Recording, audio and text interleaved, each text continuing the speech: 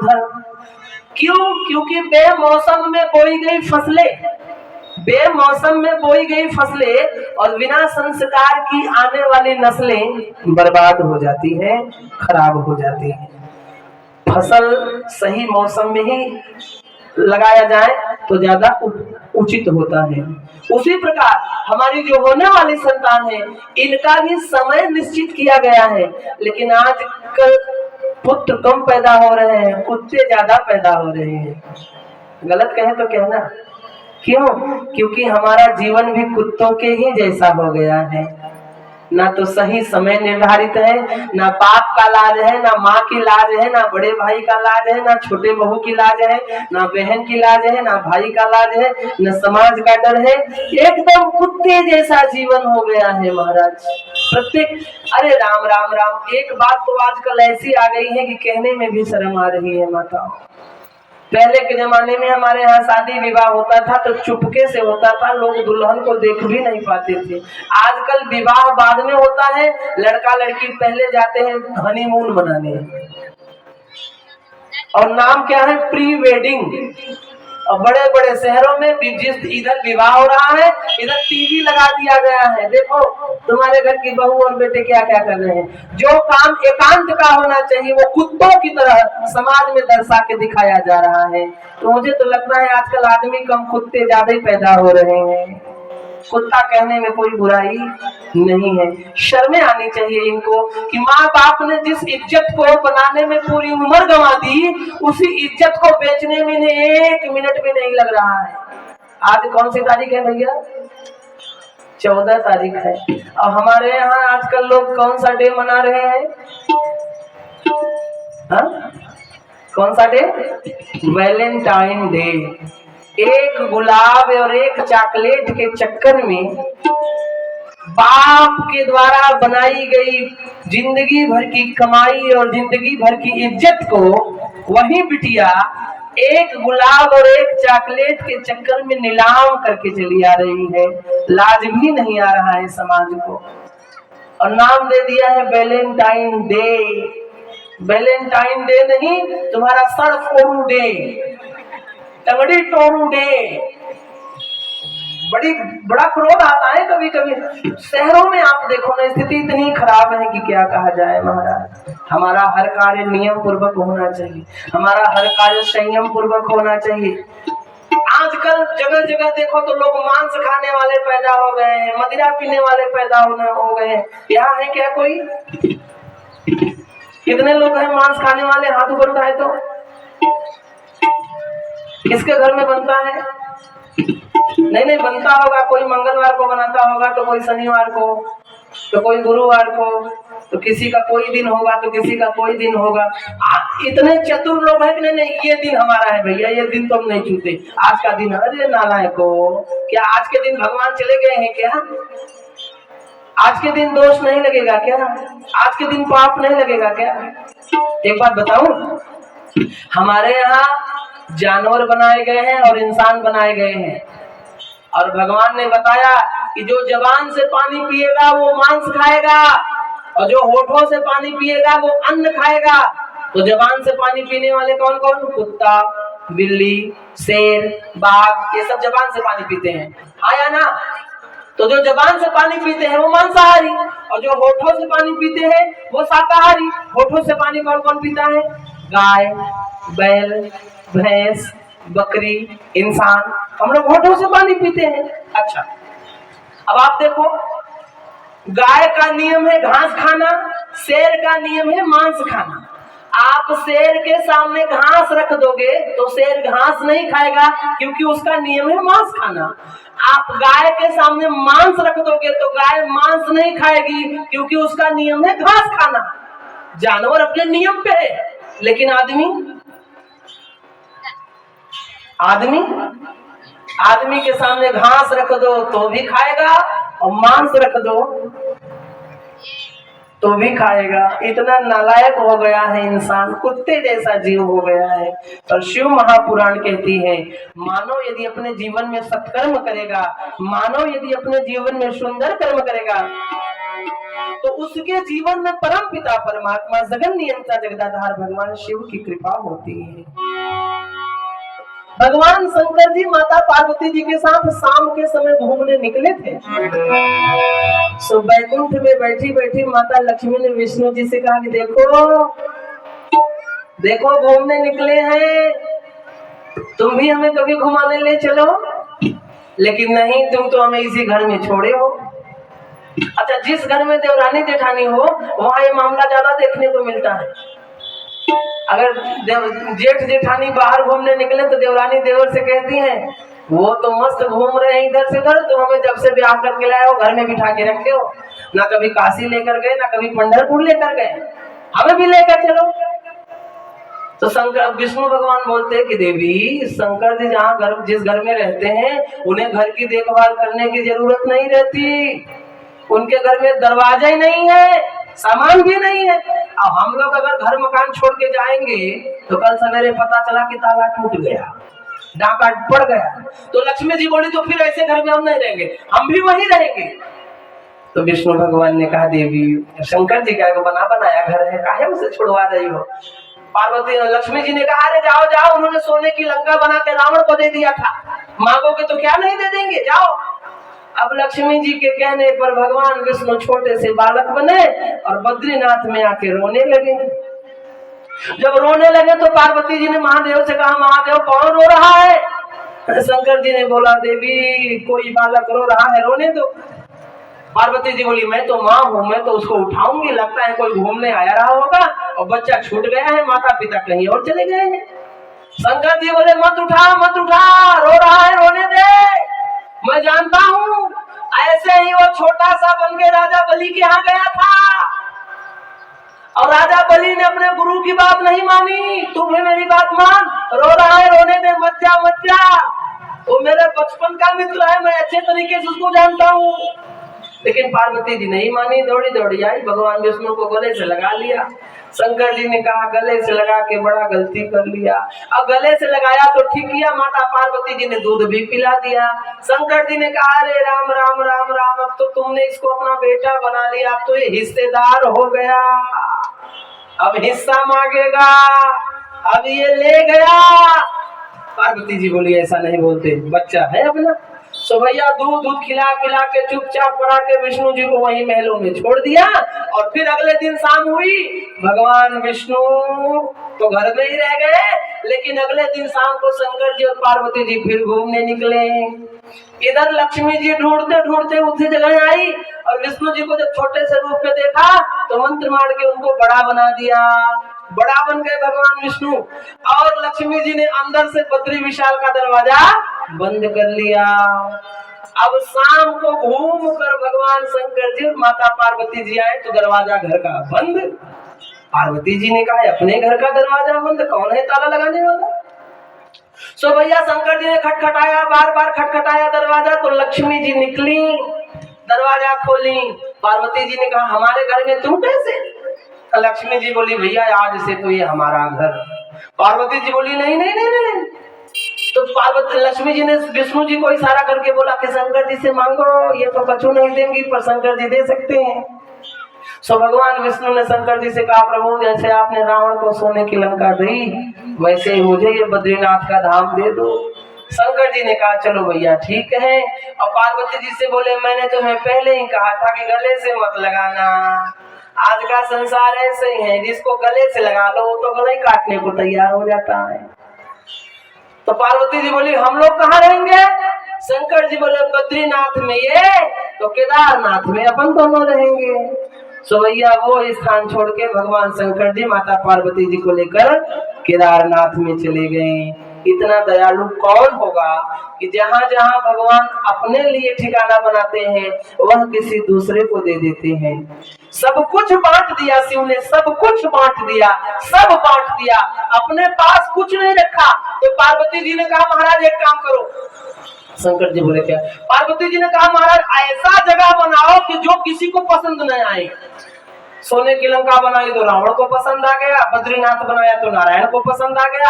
ऐसा कोई जगह बनाओ जो किसी को पसंद ना हो। अब इधर शंकर जी और पार्वती जी तो ये बात कर रहे हैं और इधर लक्ष्मी और नारायण क्या बोल रहे हैं? नारायण ने लक्ष्मी से कहा, लक्ष्मी तूने अच्छा नहीं किया, तूने पार्वती जी का घर छुड़ा दिया, तूने शंकर जी का घर छुड़ा दिया। जा, मैं तुझे श्राप देता हूँ कि तूने ये घर भले ले लिया, लेकिन इस घर के अंदर मेरे साथ तू नहीं बैठेगी, तू तो बाहर ही रहेगी। सो अगर आज आप बद्रीनाथ में दर्शन करने जाएंगे तो बद्रीनाथ मंदिर के बाहर लक्ष्मी जी की मूर्ति है और अंदर अकेले नारायण बैठे हैं आज भी।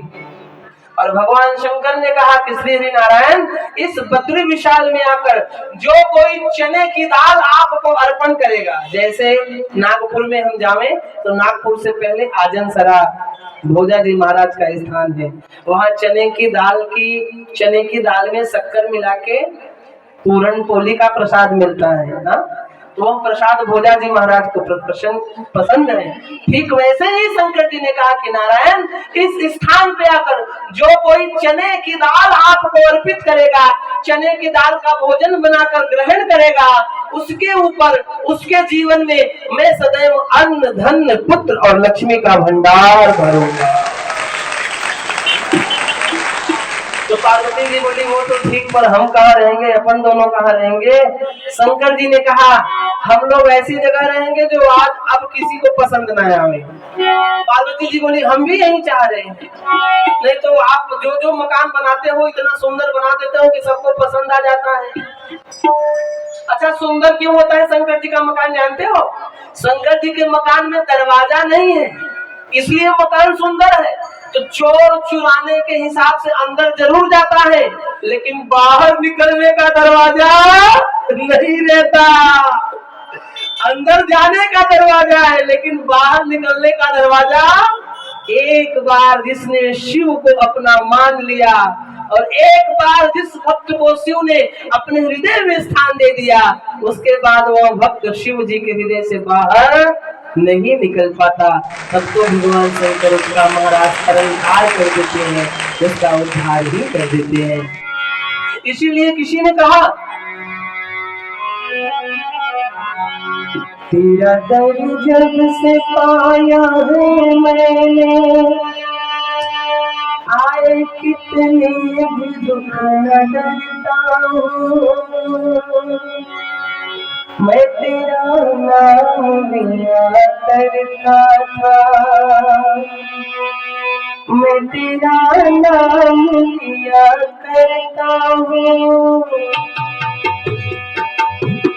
तेरा दर जब से पाया है मैंने, आए कितने भी दुख न डरता हूँ, मैं तेरा नाम लिया करता था, मैं तेरा नाम लिया करता हूँ।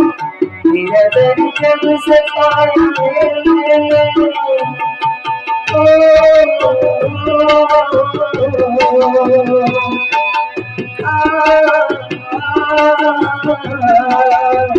तेरा दर जब से पाया है मैंने, आए कितने दुख न डरता हूँ, मैं तेरा नाम लिया करता था, मैं तेरा नाम लिया करता हूँ।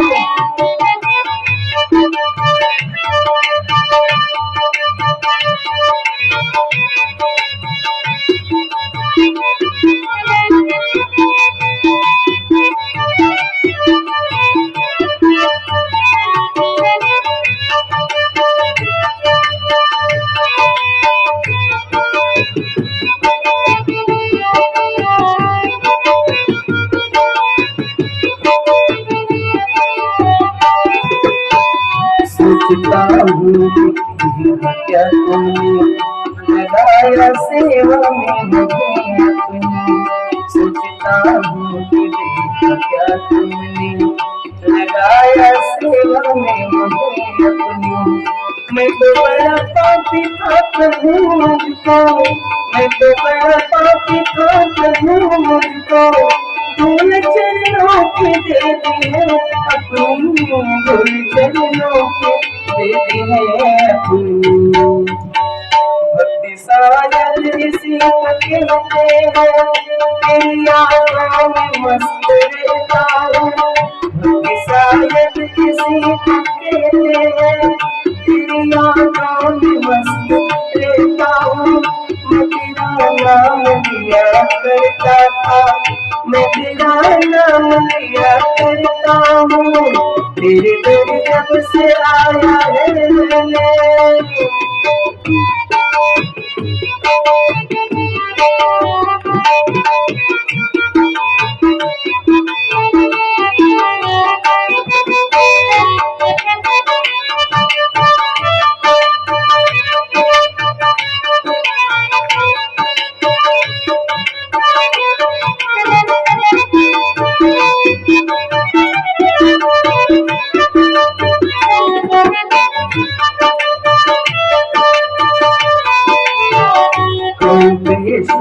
शुक्रिया तेरा, तूने इतना दिया प्रभु मुझको।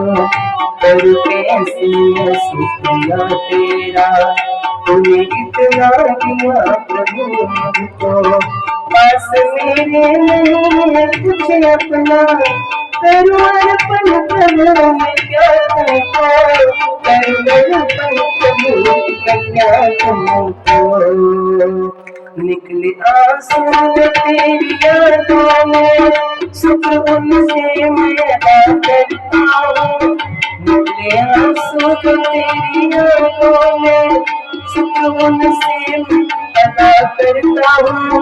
मैं तेरा नाम लिया करता था, मैं तेरा नाम लिया करता हूँ।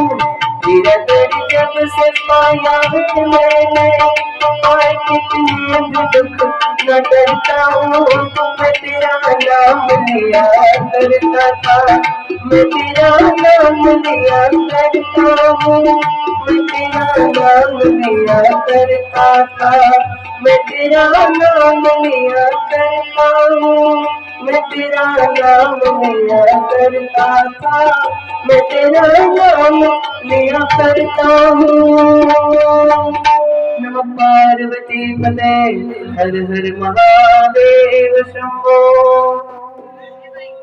यह शिव महापुराण की कथा वो कथा है माँ कि एक बार जिस किसी ने हृदय से परम पिता परमात्मा को अपने हृदय में स्थान दिया, भगवान भोलेनाथ उसके जीवन के समस्त दुखों को दूर करते हैं। अब आप मुझे बताओ, भागवत कथा कितने दिन की होती है? 7 दिन की होती है। श्री शिव महापुराण में संहिता कितनी है? 7 ही संहिता है। संसार में महासागर कितने हैं? 7 ही महासागर हैं। सप्ताह में दिन कितने होते हैं? 7 ही होते हैं। विवाह होता है तो भावरे कितनी होती हैं? 7 ही होती हैं। आसमान में सप्तऋषियों का मंडल, जो सप्तऋषियों का तारा है, वह मंडल कितने लोगों का है? 7। संगीत में स्वर कितने हैं? 7। इंद्रधनुष में रंग कितने हैं? 7। भगवान कृष्ण ने गोवर्धन पर्वत को कितने दिन तक उठा के रखा? 7। भगवान कृष्ण जब गोवर्धन पर्वत को उठाए थे तो कितने वर्ष के थे? 7 वर्ष के थे। अच्छा, यह शिव महापुराण कितने दिन का है? 7 दिन का है। हमारा आपका मिलन कितने दिन का है? 7 दिन का है। हमारा आपका आने का समय कितने दिनों का है? 7 दिन का है। हमारा और आपके जाने का समय भी 7 है। चाहे रविवार हो, चाहे गुरुवार हो, चाहे सोमवार हो, चाहे शुक्रवार हो, 8वां कोई नहीं, यह 7 ही है। हर जगह 7 ही 7, 7 ही 7। आखिर ये 7 क्या है? शरीर में कुंडलिनी कितनी है? 7। शरीर में चक्र कितने हैं? 7। रामचरितमानस में कांड कितने हैं? 7। अरे मैं कितना बताऊं। यह शरीर कितने हाथ का है? 3.5। और अगर बीता से देखा जाए, बीता मुझे ऐसे, तो कितने बीते का है? 7। यह शरीर भी 7 ही बीते का है। ऐसे नापेंगे तो 3.5 हाथ, ऐसे नापेंगे तो 7 बीता, और अंगुल से नापेंगे तो 84 अंगुल का। ब्रजमंडल कितने कोस का है? 84 कोस का। मनुष्यों की योनियां कितनी है? 84 लाख योनियां हैं। संकेत बड़ा सुंदर है, हर जगह साथ ही साथ, साथ ही साथ। शिव महापुराण कहती है कि अगर आपको हर जगह साथ ही नजर आ रहा है, हर जगह साथ ही दिख रहा है, तो 7 दिन तक केवल मेरा साथ कर लो, मैं जिंदगी भर के लिए तुम्हारा साथी बन जाऊंगा और तुम्हें अपने साथ स्वीकार कर लूंगा। संसार में एक